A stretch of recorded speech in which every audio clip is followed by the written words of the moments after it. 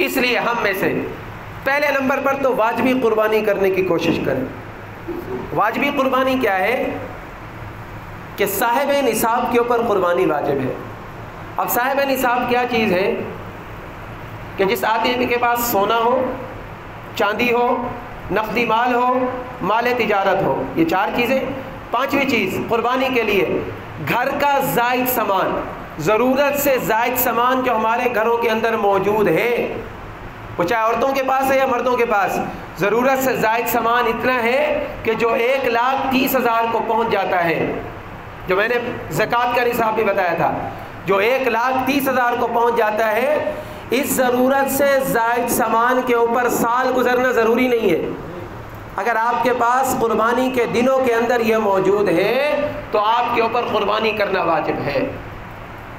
عورت کے پاس سونا ہے 7.5 تولہ، اس کے اوپر قربانی ضروری ہے، لیکن سونا اگر کم ہے، 1 تولہ ہے، آدھا تولہ ہے، اس کے ساتھ چاندی ہے چھوڑی تھی، ان دونوں کو ملا کر ان کی قیمت 1,30,000 تک پہنچ جائے تو اس کے اوپر قربانی واجب ہے۔ بالغ اولاد اپنے والدین سے الگ ہو چکی، ان کی ملکیت کے اندر اتنا مال ہے کہ وہ نصاب کو پہنچ جائے تو ان کے اوپر اپنی طرف سے الگ قربانی کرنا ضروری ہے۔ واجب قربانی پہلے کریں، پھر اس کے بعد نفل قربانی کرنے کی کوشش کریں۔ نفل قربانی میں سب سے اول ترجیح دیں جناب رسول اللہ صلی اللہ علیہ وسلم کے نام کی قربانی۔ سیدنا علی المرتضیٰ رضی اللہ تعالیٰ عنہ، آپ پوری زندگی صاحب نصاب نہیں بنے ہیں، یہ آپ کی کرامت تھی۔ علی شیر خدا، حسنین کریمین کے بابا، فاطمۃ الزہرا کے شوہر، حضور علیہ السلام کے داماد، پوری زندگی صاحب نصاب نہیں بنے۔ جتنا مال آتا تھا اللہ کی راہ میں صدقہ کر، رکھتے ہی نہیں تھے تو صاحب نصاب کیسے بنتے؟ اس کے باوجود ہمیشہ آپ کا معمول تھا کہ 2 قربانیاں کیا کرتے تھے۔ اس نے پوچھا کہ حضرت آپ 2 قربانیاں کرتے ہیں؟ فرماتے تھے کہ میں نے اپنے محبوب کو دیکھا تھا، میں ایک قربانی اپنی طرف سے اور ایک اپنے محبوب کی طرف سے قربانی کرتا ہوں۔ اللہ نے جن کو صاحب ہمت بنایا ہے، جن کے پاس توفیق ہے، وہ کوشش کریں کہ اپنی ایک قربانی کی نسبت رسول اللہ صلی اللہ علیہ وسلم کی طرف کر دیں۔ ہو سکتا ہے اس عمل کی بدولت اللہ رب العزت ہماری مغفرت فرمائے۔ پھر جانوروں کے اندر کس کی قربانی جائز ہے؟ بھیڑ، بکری، دمبا، گائے، بچھڑا، اونٹ، یہ 4 قسم کے جانور، اور یہ بھینس اور بھینسا جو ہے یہ گائے کے ضمن کے اندر داخل ہے۔ اللہ کے نبی کے زمانے کے اندر پورے عرب کے اندر بھینس نہیں تھی، جس کی وجہ سے قرآن و سنت کے اندر، قرآن اور حدیث کے اندر بھینس کا نام نہیں آتا، لیکن اجماع امت سے بھینس کو حلال قرار دیا گیا ہے۔ بھینس کا گوشت بھی حلال ہے، بھینس کا دودھ بھی حلال ہے۔ اسی طرح بھینس کی قربانی اس کو گائے کے ضمن کے اندر لا کر، پھر وہ کٹی ہو، کٹا ہو، بھینس ہو، بھینسا ہو، ان کی قربانی بھی اسی طرح جائز ہے جیسے گائے کی قربانی جائز ہے۔ گائے کے اندر، بھینس کے اندر 2 سال عمر ہونا ضروری ہے، 2 سال عمر ہونا ضروری ہے، اور یہ دندہ ہونا یہ 2 سال کی علامت لکھا گیا ہے کہ اگر آپ بازار سے خرید رہے ہیں، بیوپاری سے لے رہے ہیں، اس کی علامت لکھی گئی ہے کہ دندہ ہونا ہے۔ لیکن اگر آپ کو کوئی بندہ ایسا کہہ دیتا ہے جس کے اوپر آپ کو یقین ہے کہ بھئی یہ 2 سال کا پورا ہے، کیونکہ عموماً 2.25 سال کے بعد جا کر دانت توڑتا ہے جانور، اگر آپ کو اس کے اوپر یقین ہے، آپ کے گھر کا پلا ہوا ہے، یہ یقین ہے، وہ قسم اٹھا لے تو پھر چاہے وہ دندہ نہ بھی ہو پھر بھی اس کی قربانی لگ سکتی ہے۔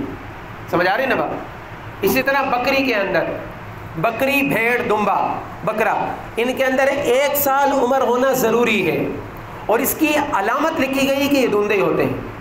لیکن اگر آپ نے گھر کے اندر پالا ہے، قربانی کا پورا 1 سال قربانی کے دن ہو گیا ہے، اس کے دانت نہیں ٹوٹے، پھر بھی اس کی قربانی لگ سکتی ہے۔ حدیث کے اندر عمر کا ذکر آتا ہے، دانتوں کا ذکر نہیں آتا۔ دانتوں کا ذکر فقہاء اکرام نے احتیاطی طور پر جب منڈیوں کے اندر بےایمانی دیکھی کہ 1.5 سال کے بچڑے کو بھی 2 سال کا بنا کر دے دیتے، 6 مہینے کے بکرے کو بھی سال کا کہہ دیتے تھے، اس وجہ سے فقہاء اکرام نے علامات کے طور پر بتایا ہے تاکہ مسلمانوں کی قربانی ضائع نہ ہو۔ اور بھیڑ کے اندر، دمبے کے اندر بھی اصل میں تو 1 سال ہے، لیکن ایسا دمبا، ایسی بھیڑ کہ جب اس کو سال والوں کے درمیان کھڑا کیا جائے تو جسامت کے اندر کوئی فرق نظر نہ آئے، پھر اس کی عمر 6 مہینے بھی اور پھر بھی وہ لگ جائے گا۔ لیکن آج کیا ہے کہ آپ بازار کے اندر جاتے ہیں، 3-4 مہینے کا دمبا بیچ رہے ہوتے ہیں، اس کو سال کے دمبے کے مقابلے میں کھڑا کرو، بہت چھوٹا نظر آتا ہے۔ اللہ جانے انہوں نے کہاں سے مسئلہ پکڑ لیا، چھوٹے چھوٹے دمبے لا کر وہ لوگوں کو دے رہے ہوتے کہ بھئی یہ 6 مہینے کا ہو گیا، اس کو قربان کر لو۔ آپ دمبا خرید کر آئیں اور پھر اس کو سال والے کے برابر کھڑا کریں، اس کے برابر لگ رہا ہے تو قربانی لگے گی، ورنہ قربانی نہیں لگے گی۔ حضرت ابو قباش رضی اللہ تعالیٰ حضور علیہ السلام کے صحابی ہیں۔ یہ 6 مہینے والی کہانی کیسے شروع ہوئی؟ حضرت ابو قباش رضی اللہ تعالیٰ عنہ آپ دمبوں کا، بھیڑوں کا ایک بہت بڑا ریوڑ لے کر آئے مدینہ کے اندر، کوئی نہیں خرید رہا تھا، 6 مہینے ان کی عمر تھی۔ اب واپس جا رہے ہیں، حضور علیہ السلام کے ایک صحابی حضرت عبداللہ ابن عباس یا حضرت ابو ہریرہ رضی اللہ عنہ نے جب دیکھا کہ واپس لے کر جا رہے ہیں، دمبے ان کے بڑے پلے ہوئے تھے، تو انہوں نے وہاں پر اعلان کر دیا کہ میں نے رسول اللہ سے سنا ہے، یہ جو بھی میں آپ کو بتا رہا تھا، میں نے رسول اللہ صلی اللہ علیہ وسلم سے سنا ہے کہ بھیڑ، دمبا یا یہ اس کی نسل میں سے کوئی اگر 6 مہینے کا ہے اور سال کے برابر لگتا ہے تو پھر اس کی قربانی لگ سکتی ہے۔ تب سے یہ بتایا گیا کہ اس کی قربانی لگ سکتی ہے۔ آخری بات، میں نے ٹائم ابھی دیکھا، ٹائم کافی ہو گیا، معذرت۔ قربانی کا جانور جو ہم ذبح کریں اس کے اندر کوئی عیب نہیں ہونا چاہیے۔ اندھا جانور قربانی کے اوپر نہیں لگتا ہے، کانا جانور قربانی کے اوپر نہیں لگتا ہے، ایسا جانور جس کا سینگ ٹوٹ کر دماغ تک پہنچ جائے اور اندر سے گوشت ظاہر ہو رہا، اس کا اثر دماغ تک پہنچ جائے، ایسا جانور قربانی کے اندر نہیں لگ سکتا۔ جو جانور اپنے پاؤں پر چل کر اس کی طرف، قربان گاہ کی طرف نہیں جا سکتا، وہ قربانی کے اندر نہیں لگ سکتا ہے۔ ایسا جانور جس کی ہڈیوں کے اندر گودا نہ رہا ہو، بالکل لاغر کمزور ہو چکا ہو، اس کی بھی قربانی نہیں لگ سکتی۔ ایسا جانور جس کے 4 پاؤں میں سے 3 تو ٹھیک ہو، چوتھے پاؤں سے وہ چل بھی نہ سکتا ہو، اس کی بھی قربانی نہیں لگ سکتی۔ اور ایسا جانور کہ جس کا کان 3 حصوں میں سے 2 حصے ٹھیک ہو، 1 حصہ کٹ چکا ہو، یعنی 1/3 اگر ہے تو ٹھیک ہے، لیکن 1/3 سے زیادہ عیب پیدا ہو جائے تو اس کی قربانی نہیں لگ سکتی۔ اسی طرح دم کے اندر، اس طرح جو بھینس ہوتی ہے اس کے 4